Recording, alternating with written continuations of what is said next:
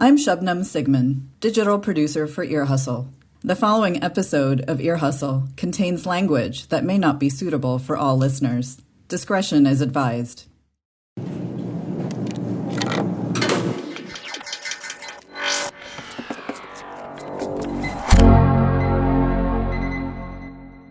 And how old's your daughter? She's 4 months. 4 months old. And what's her name? Alina. This is Vesta. Her husband, Ruben, is incarcerated at California State Prison Corcoran, and she hasn't seen him in a year since the pandemic started. She and I are going to have a visit with her daddy this weekend. It's going to be the first time her dad gets to meet her.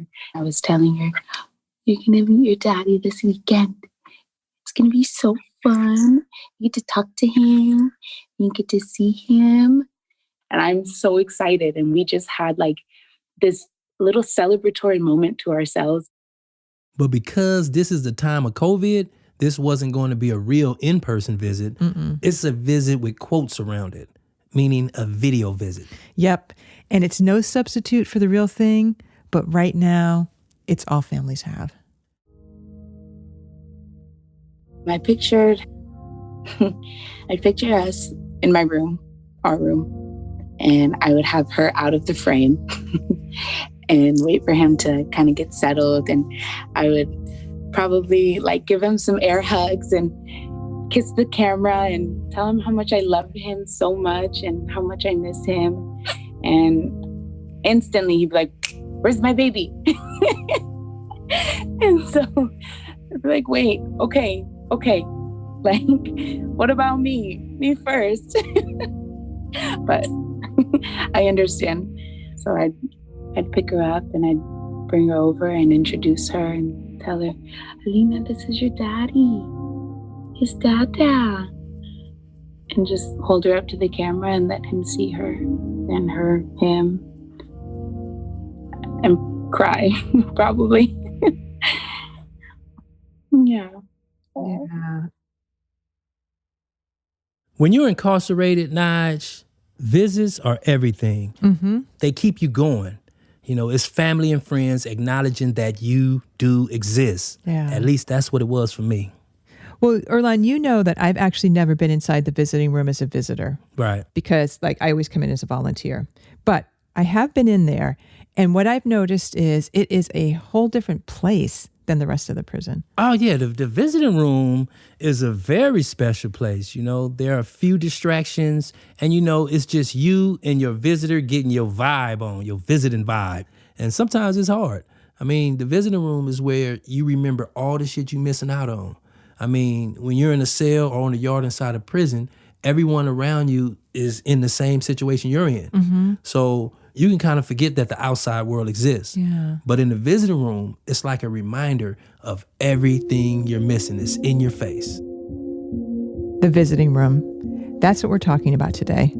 I'm Nigel Poor. And I'm Erlan Woods. This is Ear Hustle from PRX's Radiotopia. Drop that shit, Antoine.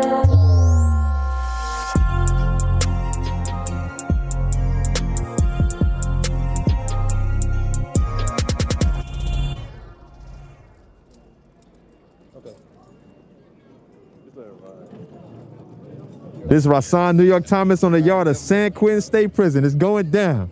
It's going down. We back, Mortimer. We're back. All right. It is so good to hear our inside co-host, New York, talking to guys back out in the yard. Really makes me happy. COVID restrictions are easing up inside. So I know New York and the guys are happy to be out there with that recorder, just talking away. Yard Talk is back. Tell me your name, how long you've been down, and how do you get ready for a visit? My name is Michael. I'm down 36 years. Shave and shine, man. You know, it starts days in advance, though. I like to go out there sharp, so I iron all my clothes. Hold on. What is shine? Say that again? Shave and shine, man. What do you shine, bro? Shine my shoes, man. Shine this bald head up a little bit, too, you know what I mean? Get this anxiety to make sure they're going to come, because sometimes you still don't know if they're going to show up or not. You know what I mean? And when they call your name, boy, your chest get pumped up. You walk out to your cell like you Superman. You know what I mean? You feel good about yourself because you feel love genuinely. I've been down since a teenager, going 21 years, right? So this is what I do. I wake up, I look in the mirror, turn the radio on before I even brush my teeth, let the vibes and everything hit you. I wake up and do the shimmy like Carrier somebody, right? And then I grab the toothpaste, I'm dancing and everything, and I'm brushing back and forth, right? I'm looking at my shirt. I got a button-up shirt, creased up and everything, right? You feel me? So every day, though, it's like I'm going on a visit. So I might get called on a Wednesday, you never know, right? So every day, kid you not. When we leave our loved ones on the street, sometimes you never see them again. And your family get discouraged sometimes, but they love you, so they stand in line for 3-4 hours just to see you. Now, we only get 30 minutes, once a month on the video. So now you have to be selective about who you are able to see on that monitor. So if you got a choice between your girl or your wife or your moms, who do you pick? Moms come first. Damn, I owe you an apology.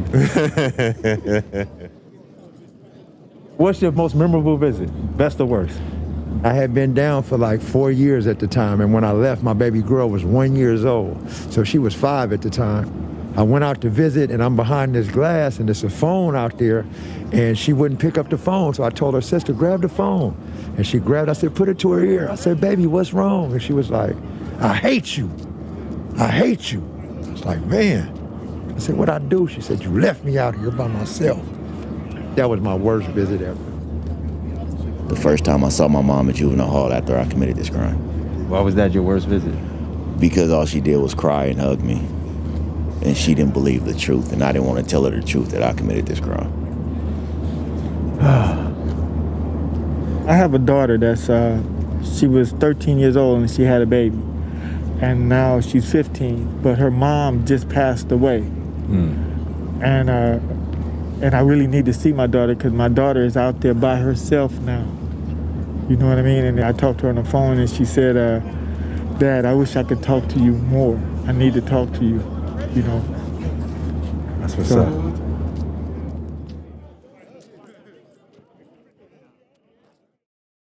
Did you worry about him? Oh, yeah. It was so massive. That place is huge.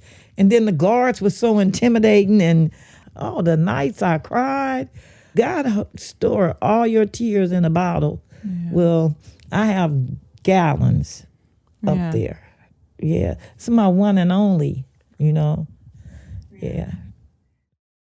Hey, Ear Hustle producer John Yaya Johnson. Want to tell them who this is? That would be none other than my mom. She's talking about the first few times she came and visited me while I was in prison. Do you think that she ever stopped worrying about you when you were in there? Nah, I don't think it was a day that she didn't worry. But after a while, you do kind of settle into a routine, Mm-hmm. I mean, I was locked up for 25 years, and she probably came and visited me several hundred times. I lost count. She came to visit me so much. Now, this one, hold that over there. Hold on. See. Okay, let me see it close. Oh, you're gonna like who's on that picture. Yaya's mom says that every time she came to visit him, they take a picture. Hell yeah, photos is just as important as the visit. And of course, she still has them. Boxes of those photographs. I love that. I like how you're standing too. You know how to stand right in a picture. All of the pictures look like that. I'm all that. You coming to visit. Put on your best. Put your best foot forward that day. Mm-hmm. A little makeup, comb your hair. Because this is a special day. You documented it on pictures. As you can see here, we look good on all our pictures. So you saying you all that in a bag of chips? That's that old school. That's how you supposed to think. Uh-huh. That is the classic pose. That's how you look good in pictures. Yep. So my two favorite photos, definitely, I'm looking at one, and this is from 96, 97. And I'm at New Folsom State Prison with my mom and my grandmother. My grandmother really gave me a stern talking to on the day we took this picture. She couldn't understand or reconcile in her mind how on the outside I appeared so successful, but on the inside, I was void, as she would say, of any concern about them. And to have my grandmother just say what she said really broke me. But it broke me in order to build me. And so this is one of my favorite pictures, 3 generations, me in the middle, my mother on my left, my grandmother on my right. And I always kept this picture near and dear to me. I remember my mother coming to visit me in 2005. And we sat down and she said, I had something to tell you. And so immediately my antennas go up. I'm alarmed. I'm thinking there's something wrong. Somebody passed away. So I tense up, brace for it. And she say, you know you're going to be a granddaddy, right? And I'm like, what? And she looked at me like, what you surprised for? Your son was the same age that you were when you had him. Like father, like son. Like 3 or 4 visits later, my mother comes up here unannounced. And when I'm sitting out in the visiting room, I see her come in and she's carrying a car seat. And she sat the little girl on the table and said, here's your granddaughter, Paw. And here's this cute little girl smiling with drool. And I was conflicted with the idea of being a grandpa in prison, but at the same time falling in immense love with this little girl.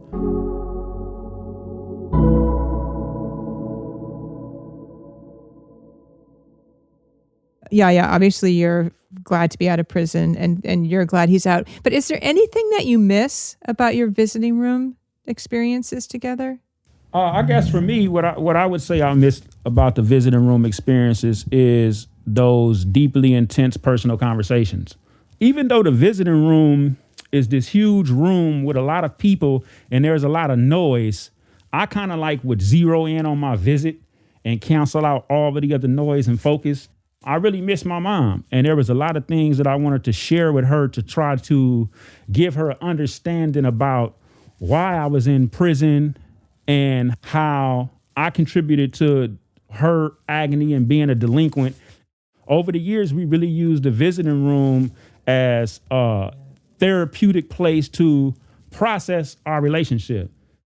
Growing up, she would tell me these things and it would go in one ear and out the other ear. But when I finally had an opportunity to sit down in prison and really just reflect, it was like a role reversal. We would, study together in a visiting room, read scripture, have really deep, intense interpersonal communications about self-growth, where she feels she erred. We apologized. We just used that visiting time to really just seize a moment to grow closer. I mean, now I'm on the go. She's always on the go. So even though I'm here a lot, we don't really get an opportunity to talk like we did. We were able to talk. We were able to talk a lot. This was another one. This was it. This was the last picture we took. This is the last, this was the end. Just look at you trying to hunt you down to be my size. I'm going, if you don't stand yourself up. It's almost over. I felt it inside. What's really significant about this picture is what I can see is the light in both of our eyes. We are really in this real intimate embrace. And I'm holding her and she's holding me like we can stay in this particular position forever. When I first came home, she had all of her visiting prison photos up around the house. And in the last 10 months, they slowly been coming down. I would like to ask you now, why in the last 10 months have you been taking the visiting pictures down? Because that's behind us. That's a shut door. Yeah, I don't want to revisit that. We got what we needed to get out of that. And so now it's to evolve onto something bigger and better. I just started taking them down one by one. Yeah.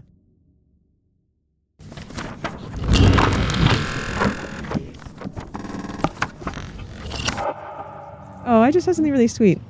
You just rested your head on your friend. Why'd you do that? Because he's like my dad. I love him to death. Yeah, definitely. It's probably a good time to ask who you're sitting next to, Bucci. So I'm sitting next to my dear friend, best friend, mentor, father figure, Frank Jernigan.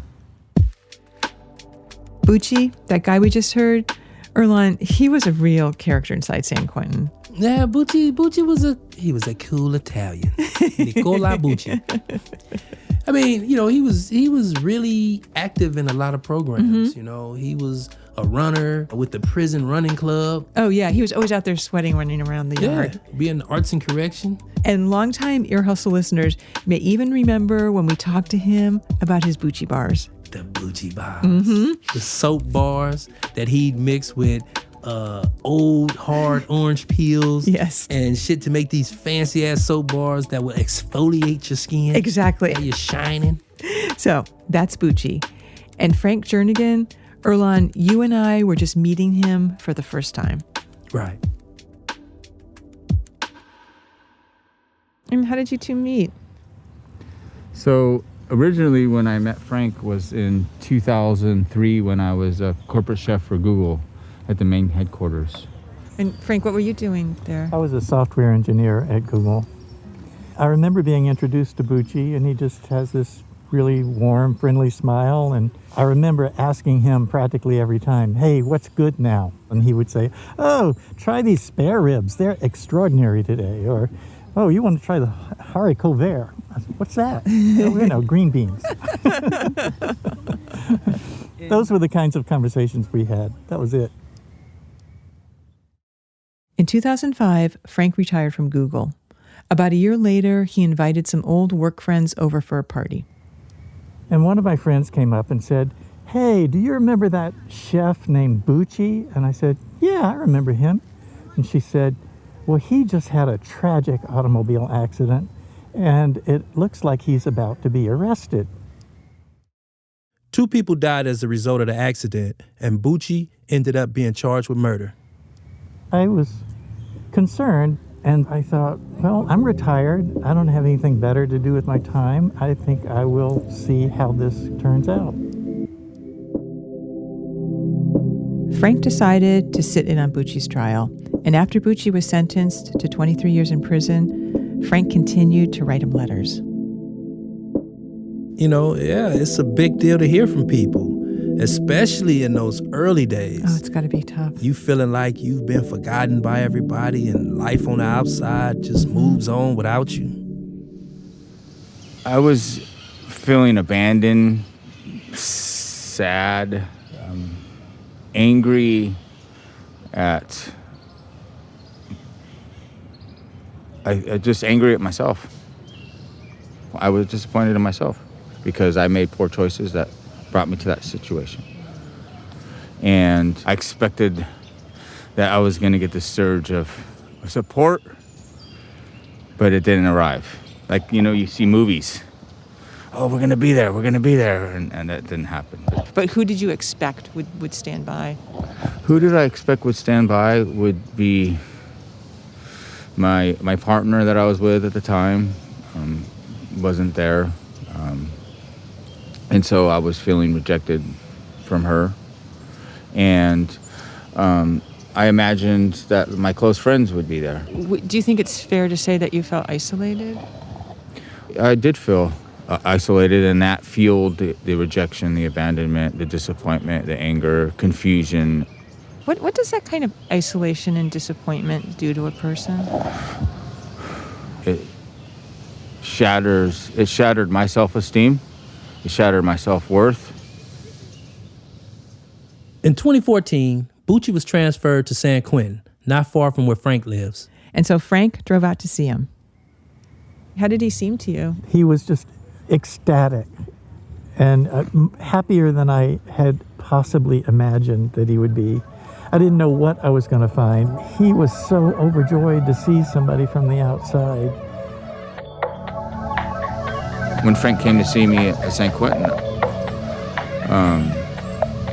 it was like I was reconnecting with all of that part of my past. Like having someone that I could hold and hug was important. I felt recharged, relief. I just sat and hugged and cried on him and just let it out. Like my body was just storing all of that. And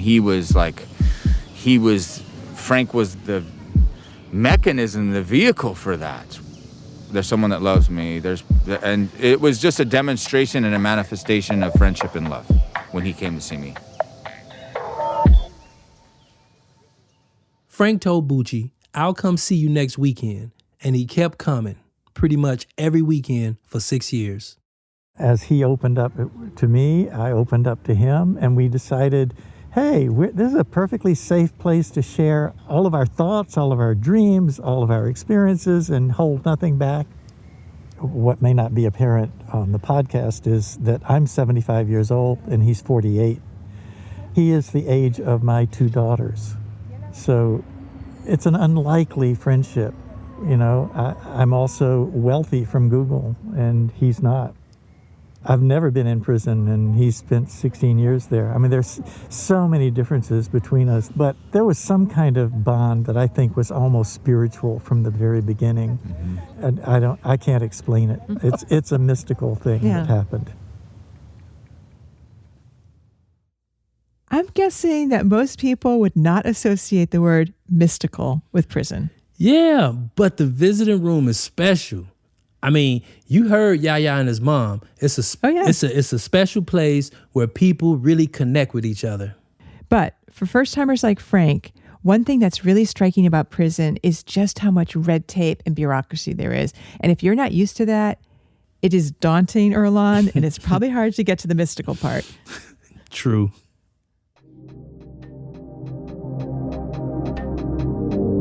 First of all, to get the right to visit, it takes 2 months. You send in an application. You don't know if anybody's going to reply. I didn't know to make an appointment 2 weeks in advance at 7 p.m. on Sunday night. So I get there and I'm at the end of a very long line. I wait for an hour or more to finally get to go through the first level of security. You know, I might be wearing the wrong color pants, or I might, a couple of times I had to go change my pants because I had the wrong color pants on.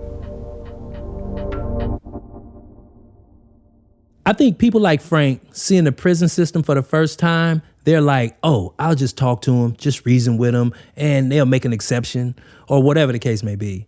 But you learn quick, there's no exceptions in prison. Oh, totally. When a CO asks you to do something, you just do it. They got all the power. What's the hardest part of your job? The hardest part? Well, the hardest part I would say when I have to terminate somebody, kick somebody out because they're misbehaving, you know? This is Sergeant Cuevas. He's a correctional sergeant at San Quentin, and we've had him on the show before. And unlike a lot of COs, he actually doesn't mind talking to us. So what's the bad behavior that you sometimes have to break up? Well, I would say excessive touching, hugging, kissing.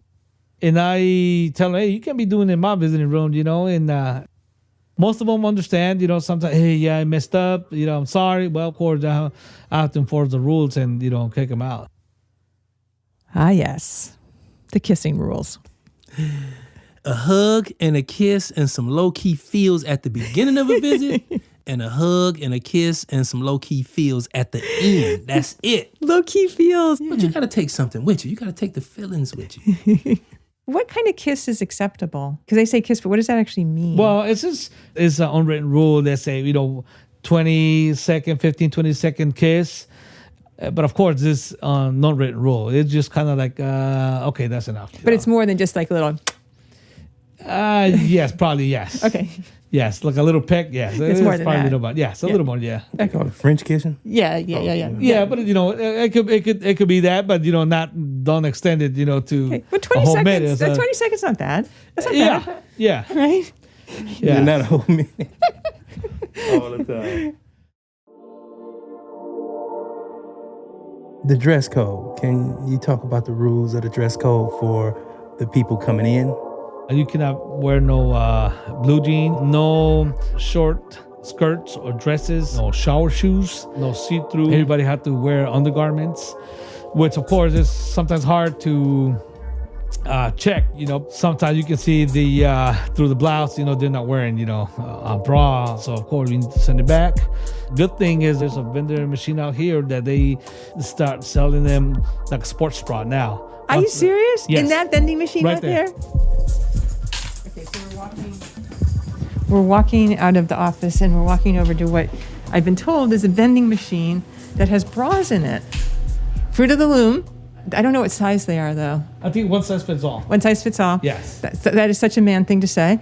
That can't be true. It's not true. One size does not fit all. Well, that's what it says in there, you know? You got to wear a bra in the visiting room, but it cannot be a bra with underwire. Nah, that's how many times we talked about this on Ear Hustle. Clearly, I love to talk about it. This is like your favorite subject on this one. It is true. I'm kind of obsessed with this. Ever since I've been going into San Quentin, I've been collecting wires that I find in the parking lot.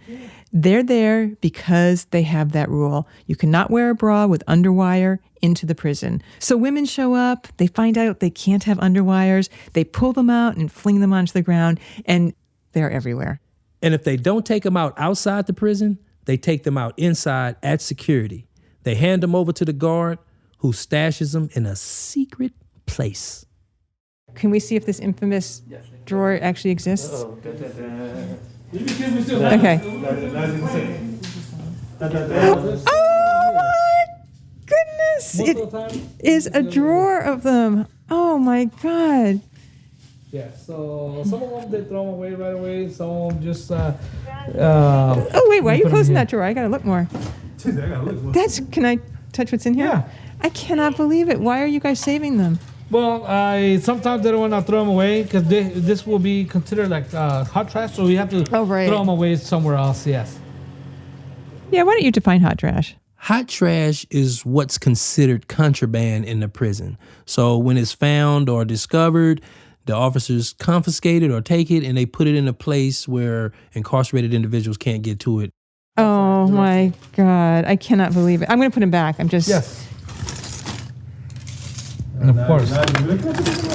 Are you allowed to give them away? We throw them away, you know, so... Can I throw them away for you? This is what I've learned at prison. If you ask a question, someone just laughs, it means no.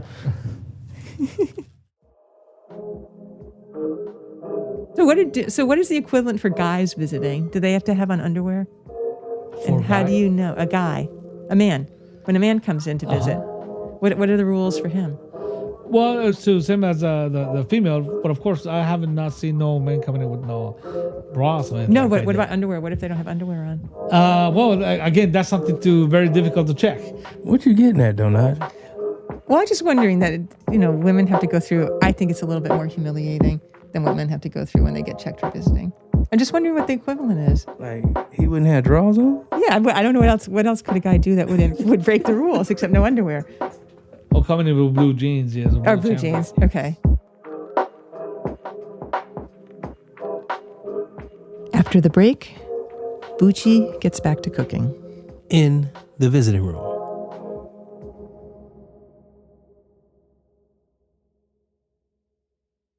Despite all of those hoops he had to jump through, Frank kept showing up to visit Bucci every weekend for 6 years. Maybe like the 12th time, I said, Frank, why don't we just call these Lunch at SQ? And so Lunch at SQ was a place where Frank and I could share each other's intimate secrets. We can hold a safe space for each other. Everything would shut off, like all the noise in the visiting room, and Frank and I would just sit and visit. That's kind of what people do in the visiting room, right? I mean, talk and eat. I mean, that's kind of all you can do in the visiting room, at least officially. But yeah, food is a big part of it. People come together and they eat with their families and chop it up. At most prisons, visitors cannot bring in their own food. So everything has to come from the vending machines. Right. There's a row of them. You have frozen food machines, then the soda machine, the coffee machine, like a bunch of things. And occasionally, there's fresh fruit or veggies. Yeah, if you're lucky, right? Yeah, most of the vending machine food is pretty damn shitty. And Bucci was a chef, right? Right. So he was going to have to take all of that vending machine food and Bucci it up. My culinary mind started to start back up. I just started to think, okay, I can use some of these ingredients to dial it up and put my foot in it. So what'd you do? Usually we would just stick with our staple. We would do big ass cheeseburger. Oh my God. I cannot believe he is talking about that damn big ass burger. Ooh. And that's spelled B-I-G-A-Z. They're kind of sad. They're like a plastic wrap burger that you heat up in the microwave. And I'm not going to say it's the worst, but it's not great. You got a street palate, Nigel. You have a street palate now, too. I still eat one because it was good when I was in the trenches, Nigel. When I was in the trenches, it was great. So we've had a lot of conversation about this big Asperger. It was Erlon's favorite inside, right? That was the best thing in the vending machine. So it really was. In fact, those hamburgers were better than most hamburgers I've gotten at a fast food I'm just not going to place. believe it. I'm sorry. Was it good because Gucci did something to it, or you really think out of the vending machine? Well, he just knew how to make it perfect, I think. Yes. And we might get a salad that might have some onions on it. He put the onions on the burger. He might get avocado. He might smear avocado on the burger. Or he would turn the avocado into guacamole. And he somehow knew how to just make the most of mayonnaise and ketchup and mustard that was available and whatever else we could buy in the vending machine. Yeah.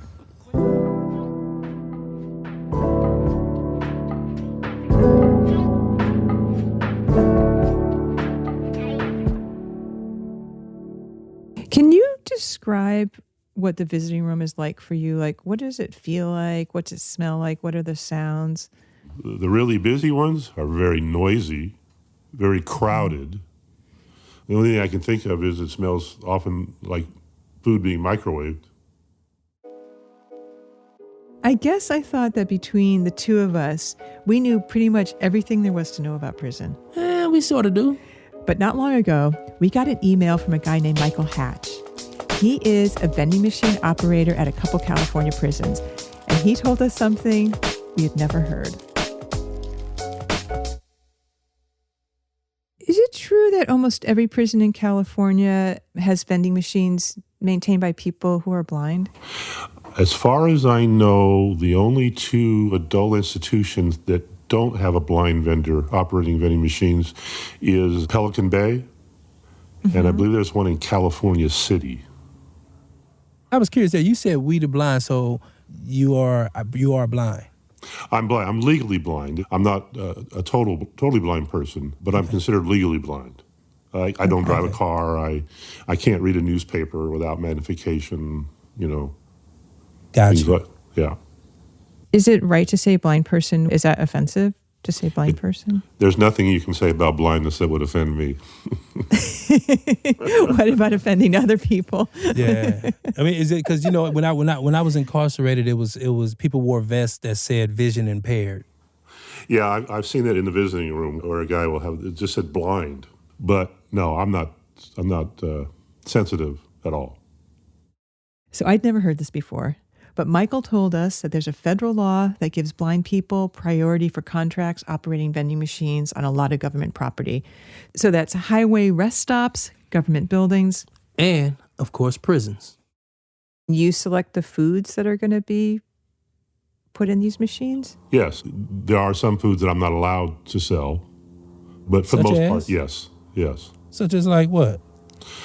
Certain times I haven't been able to sell M&Ms and certain candies like that. My understanding is because it could look like a little balloon of drugs. Okay. I actually have a couple of visiting rooms where they told me not to sell microwave popcorn because the people at the tables pass the bag of popcorn around and they put their hand in to grab it, and maybe a visitor could drop something in there, and then the inmate could then pull it out when the bag comes around to them. Do you like food? Do you like to eat? Are you a foodie? I'm not a foodie as far as esoteric foods, but yes, I love food. Probably the most popular thing in the visiting room is a taco platter that we make, where they get 3 little tacos and a wedge of lime and a cup of salsa.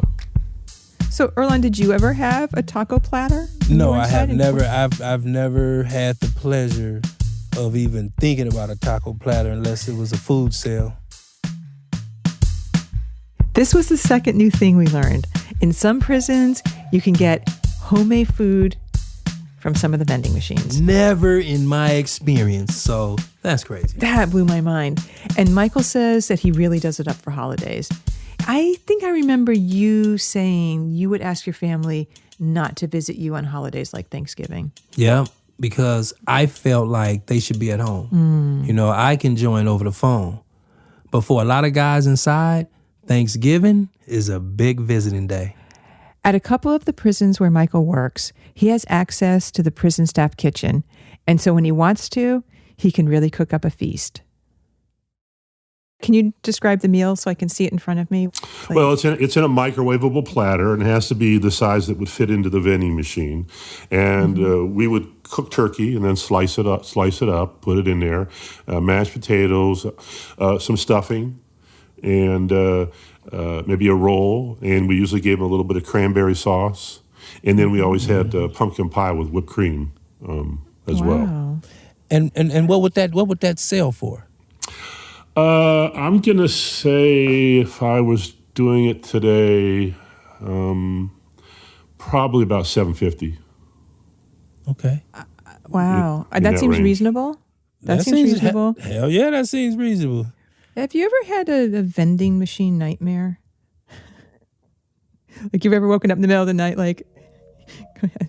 Like you've ever woken up and been like, oh my God. I would just imagine something like a nightmare where all the food is piling up and it just can't come out and it's just getting rancid in there. And I don't know. No, that's real life.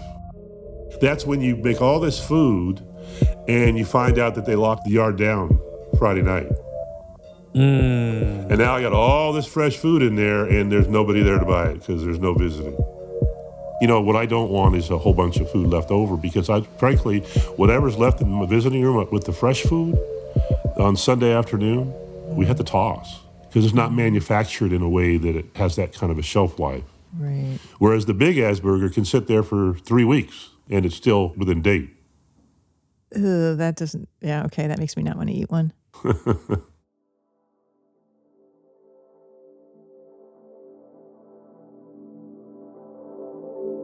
Can you talk about like what this job means to you emotionally? Well, I mean, as a blind person, blind people, it's one of the highest rates of unemployment of any group in the country. It's not easy for blind people to get work. So I took over my first location in December of 1986, and I haven't been out of work for one day this entire time. Wait a minute, you've done this 35 years? Whatever December of 86 to now is, yeah. If my fingers are correct, I'm coming up with 35. I think you love what you do, and that probably shows in the food that you put in there. Well, I do. And like I say, I'm just thankful that I've had a job all these years and been able to support my family and do all that. He's not putting a taste of love in it, Nigel. He's putting a taste of freedom in it. Yep.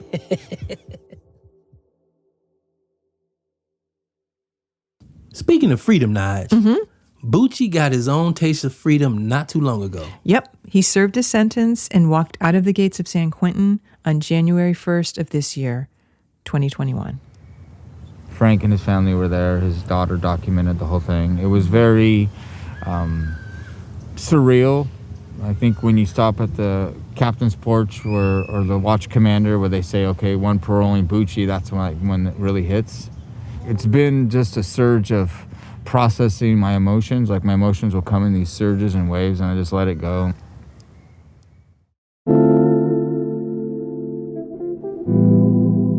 So Bucci had only been out for a few months when we were sitting with him and Frank in this park near Frank's house. Yeah, and Bucci had landed himself a pretty sweet re-entry gig. So what are you doing now for a job? Frank and his husband were kind enough to allow me to be their personal chef. And so I just feel a sense of gratitude and humility and just, I feel fortunate. He talks like he's the only one grateful for that. We get to eat his food twice a day, and I used to do all the cooking, and Andrew did all the cleaning up, and now we have been freed up to do other things with our time. And he just brings so much joy, and the food is so much better than what I was able to prepare. the way I can give back was through cooking, right? Because that's a demonstration of my love, right? And also, if you don't put love in your food, it's not gonna taste good, right?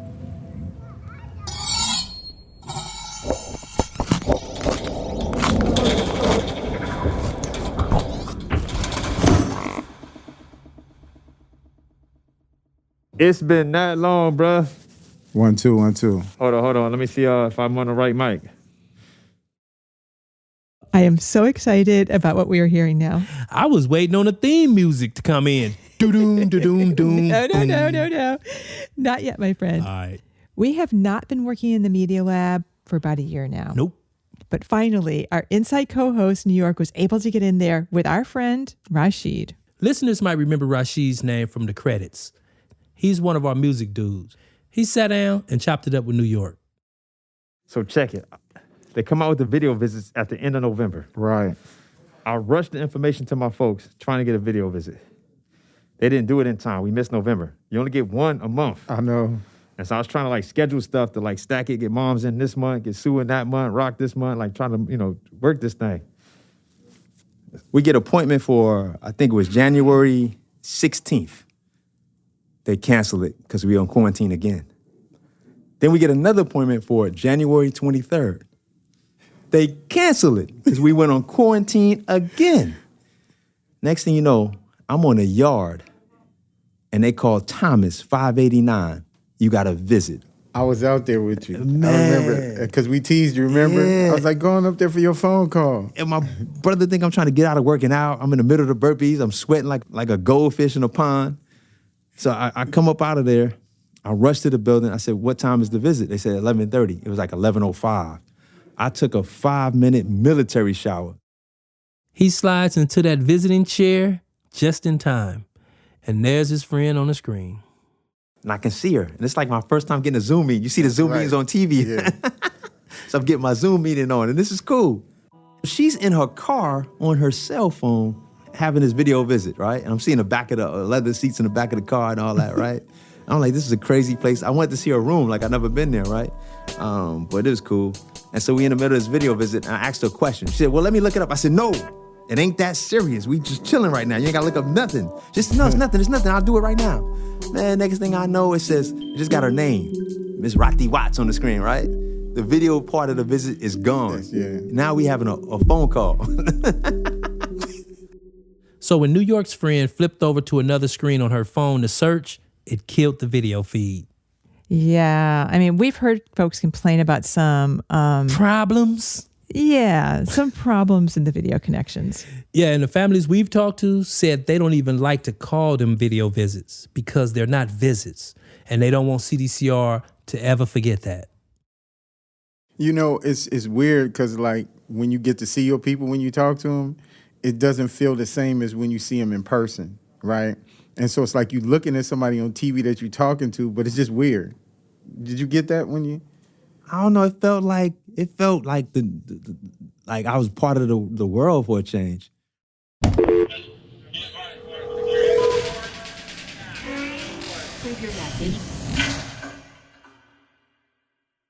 There's a lot of natural light coming in through the window because it's a pretty large window, so it'd be bright.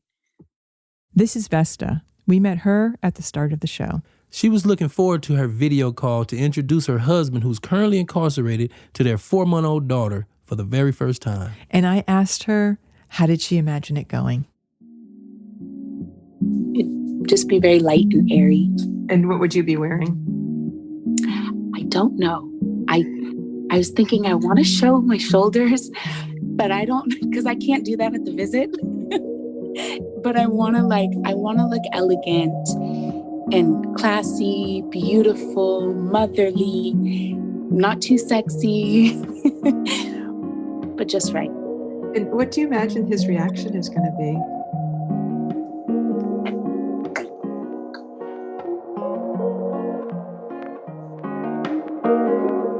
I think he'll cry.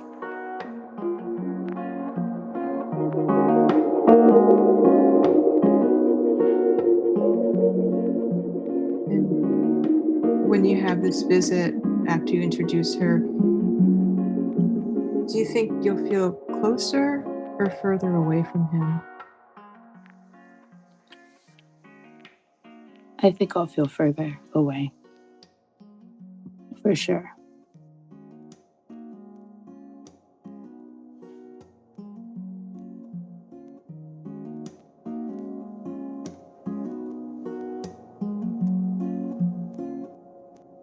I'm almost 8:34 this morning.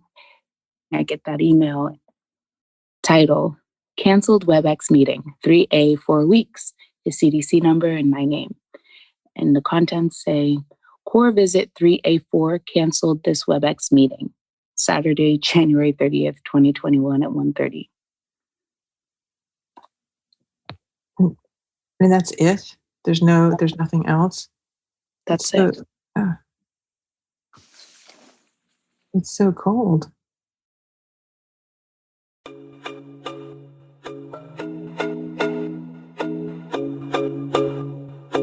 I'll pat myself in the back if I can go all the way through.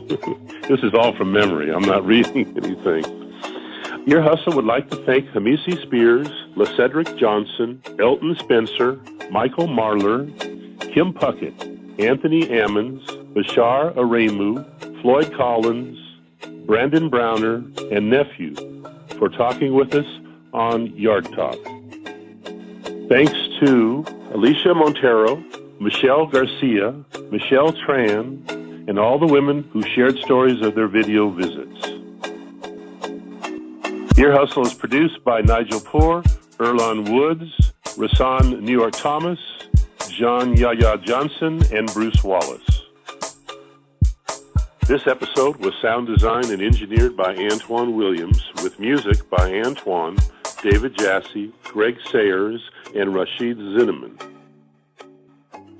Amy Standen edits the show. Shebnam Sigmund is our digital producer, and Julie Shapiro is the executive producer of Radiotopia. Ear Hustle would like to thank acting warden Ron Broomfield, and as you know, every episode of Ear Hustle has to be approved by this guy here. This is Lieutenant Sam Robinson, the Public Information Officer at San Quentin State Prison.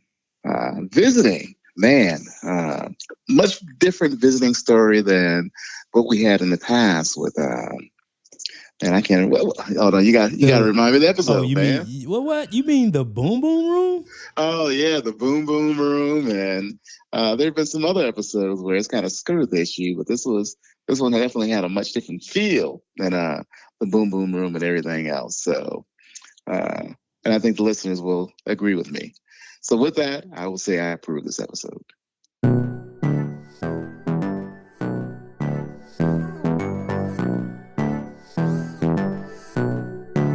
This podcast was made possible with support from the Chan Zuckerberg Initiative, working to redesign the justice system by building power and opportunity for communities impacted by incarceration.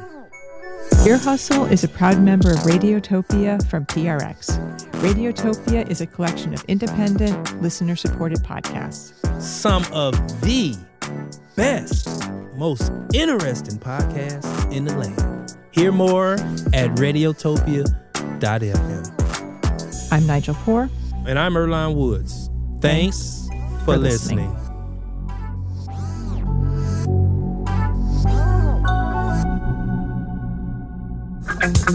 Your customers demand big-ass value, and they crave big-ass taste.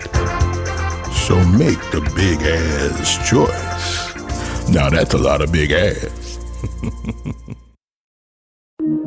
Radiotopia.